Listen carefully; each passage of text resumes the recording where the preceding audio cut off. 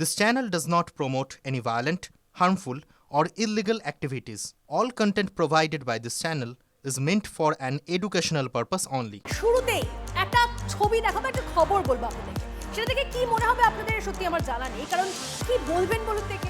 ফিতে ফেলে মাপকাঠি, বিরোধী দল করলে ভাতা বন্ধ হবে, তৃণমূলের তালে তাল না মেলালে নাকি বাড়িতে বোমা পড়তে পারে। এসব তো রাজ্যবাসীর কাছে নতুন, এরকম নয়।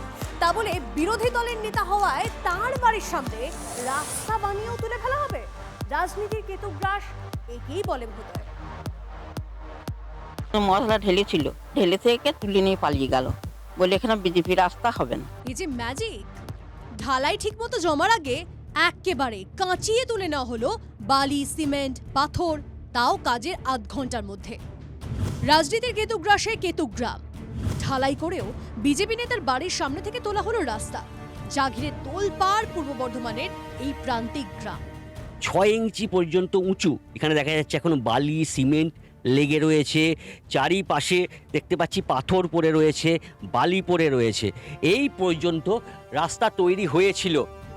নবগ্রাম অঞ্চলের কাঁকুরহাটির এই ছোট্ট গলিতে বাড়ি বিজেপি নেতা ভিকু ঘোষের।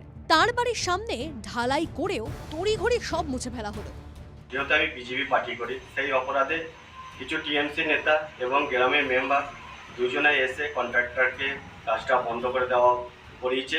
এইখানে 2 গাড়ি মশলা ঢাললো আমাদের এই দূরে, ঢালার পর ওরা খেতে বসলো, দিয়ে খেয়ে উঠে কি হলো কে জানে, তারপরে আবার মশলা তুলে নিয়ে ওখান থেকে রাস্তা হলো।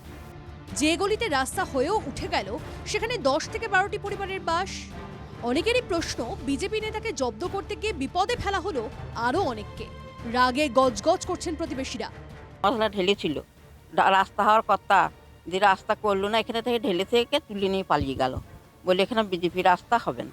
মাপ ফাপ করিয়ে রেডি করিয়ে 2 গাড়ি মশলা ফেলেছিল, দিয়ে ওরা তুলে নিয়ে চলে গেল। ওই ভিকু ঘোষ বিজেপি পরে বলি এইটাই কারণ, তাছাড়া আমরা তো অন্য কারণ কিছু বুঝছি না। কেতুগ্রামের 251 নম্বর বুথে ভোটার 1034। গত লোকসভা নির্বাচনে ওই বুথে বিজেপি 35টি ভোটে লিড পায়।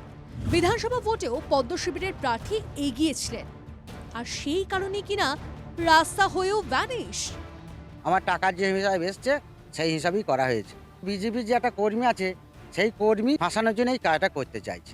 রাস্তা কোনো ব্যক্তিগত নয়, রাস্তা সাধারণ মানুষের জন্য। এখানে ভারতীয় জনতা পার্টি এবং কি তৃণমূল কোনো দেখার প্রয়োজন থাকে না। তৃণমূল কংগ্রেসের কি চরিত্র দেখুন, রাজনৈতিক প্রতিহিংসা।